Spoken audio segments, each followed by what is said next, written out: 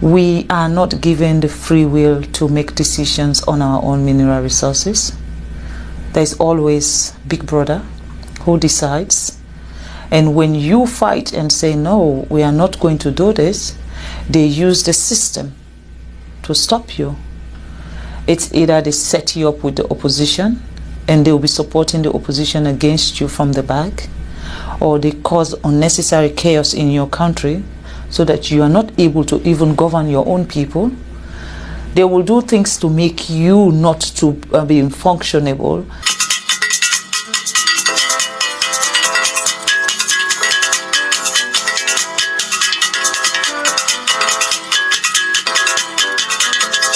Lend me your ears, fellow Africans. I came to bury Caesar, not to praise Caesar. The evil that men do lives after them. The good is solved in third with their bones. So let it be with Caesar. Ladies and gentlemen, I'm just a messenger. Welcome to the digital media. My name is Paul Mensa Makiso Yao Deli Babu, aka Paul Lingua, aka the Africa Orator.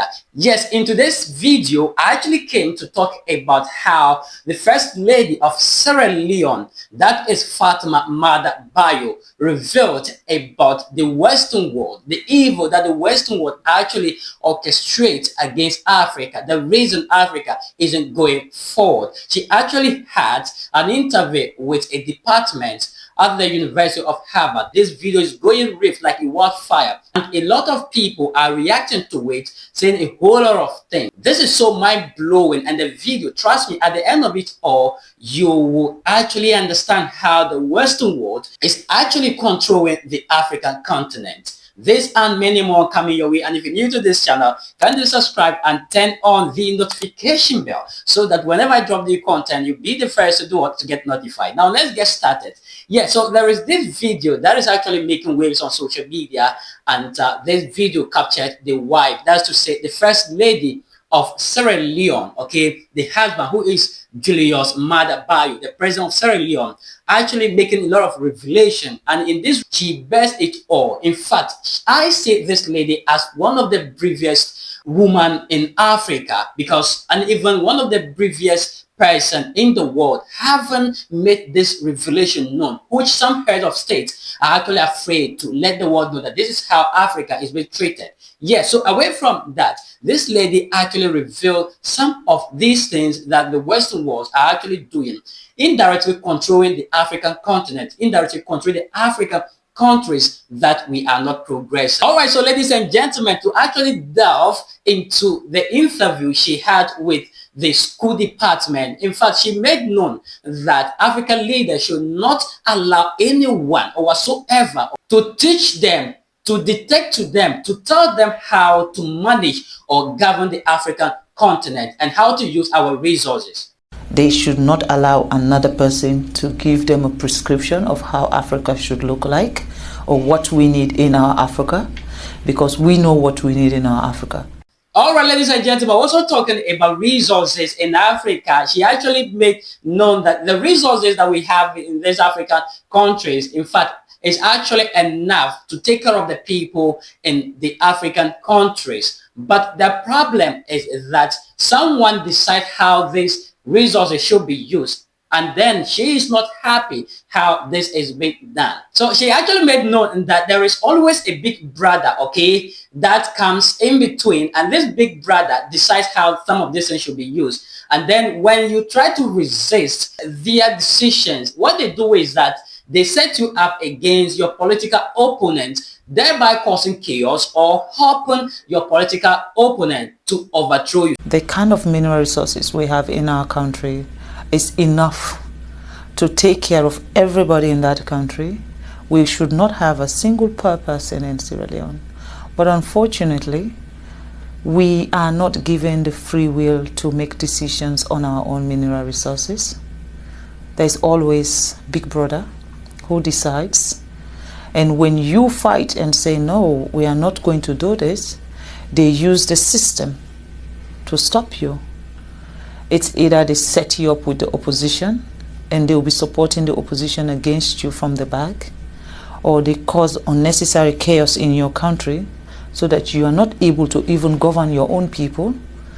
They will do things to make you not to be functionable, And of course, any country that don't have peace cannot develop. You have to have peace before you talk about development. I'll give you a simple example about Sierra Leone. Every mining company that is in Sierra Leone today is owned by a foreigner. Every mining company. If it's not the Chinese, it's the American, it's the British. Our electricity, Bumuna, is run by the British, and we still don't have light. We're looking for light, electricity. If you don't have electricity, how can you talk about education? How can you talk about health facility? How can you talk about improving the infrastructure of your country? We don't have electricity. Now, do we actually even have proper water, pipe-borne water, so that our kids will not be sick? We don't have those facilities. Why? With all the minerals we have, there is a cap you put. Before my husband became the president of Sierra Leone was benefiting, they said, what's the word? 0.000.1%. What is that? Basically, a company can take as much as $100 million out of the country in terms of minerals, and then they can just give the country $10,000. Now, what will $10,000 do for our health system? What is $10,000 do for our educational system? You cannot be coming to our country and take everything that will make us develop, and then you still treat us as inferior people, as if we don't know what we're doing. I think that is wrong. And these are the things I believe that are stopping Africa from progressing. We don't have a say. The sense about us celebrating independence, I don't know why we're celebrating independence, because we are not free. That is my own take. I'm not speaking also on behalf of the government of Sierra Leone, nor am I speaking on behalf of His Excellency the President. I am speaking as Fatima, as a citizen of a country who believes that things need to change. So this is what is actually happening when it comes to how resources in Africa is actually being managed. Yes, so she's not actually happy with how some of these things are done, and it's actually not right that resources of a country should be determined by someone and how they should be used. What these big brothers also do is that they use every means to make sure that you do not function properly, and that is what she actually stated. So, ladies and gentlemen, she didn't stop there. She went ahead to talk about the African leaders, that's the head of state, how they should actually do their work. According to her, the African leaders should know what citizens want, what the people want, what our fellow African brothers want. And whenever a government actually sees that and is doing that right, the Westerners actually come in and then says no. And by so doing, what they do is that they use negative people, they use unpatriotic people to actually bring down the work of the ruling government. And it's actually pathetic. In Africa, you should not have a leader that is assertive, a leader that knows what his people want, a leader that wants to change what is happening. The moment you have that, it's everyone's target. And then they find reason to slow you down, they find reason to stop you, and they use that system of corruption. They use corrupt people, they use negative people, they use unpatriotic citizens to come after a government who is doing what is right for a system. I think we need to address those issues. So, ladies and gentlemen, also touching on United Nations and Africa, she made it clear that, in fact, there is not any single person from the Africa country or continent representing Africa at the United Nations Security Council. Come to think of that, isn't this sickening? Isn't this mind-blowing? So out of 54 countries that we have in Africa continent, there is no representative from the African countries, in any of the African countries, representing Africa at the Security Council at UN. Then the presenter also made an observation that, in fact, it's like there is no executive director from the Africa continent, okay, representing Africa at the World Bank. And the woman was like, well, yes, so it means that Africans, we are not good at managing money. One of the most serious issues I have with the United Nations is the fact that Africa Africa is not part of the Security Council. We're talking about 54 countries, I'm sorry. 54 countries, a whole continent does not have one person representing Africa when it comes to decision making at the Security Council. And I'd observe also that no African country has its own executive director at the World Bank either. No, unfortunately, Yes. we don't know how to manage money.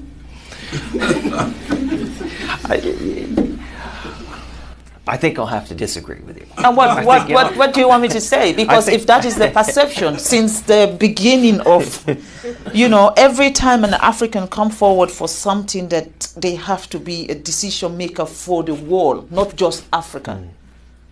It's just not possible. I understand. So what can I say? There must be a prescription somewhere that says, Africa, you are not good enough. Well, it might be revolutionary, but I'm going to say it right here. Africans should be in charge of Africa.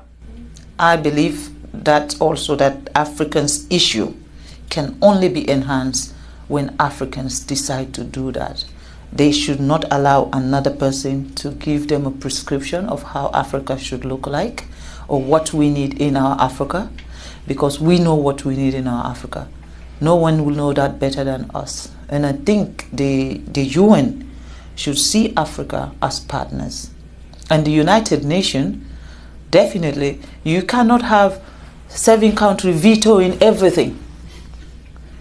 When it comes to Africa issue, it is those 7 countries. Who are the countries that are actually exploiting Africa? They're the ones who have the veto power to make decision on anything that has to do with Africa. So for me, I think that is wrong. And that is one thing the president of Sierra Leone has campaigned for. And this year, Sierra Leone is now a non-permanent member at the United Nations. But yet still, we don't have a veto power. But we're there. At least we are getting closer. And in these 2 years, our mission is to get the United Nations to see Africa not as one country.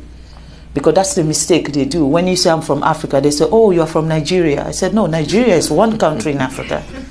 We have 54 countries in Africa. So see us as a continent that also what we offer to the world.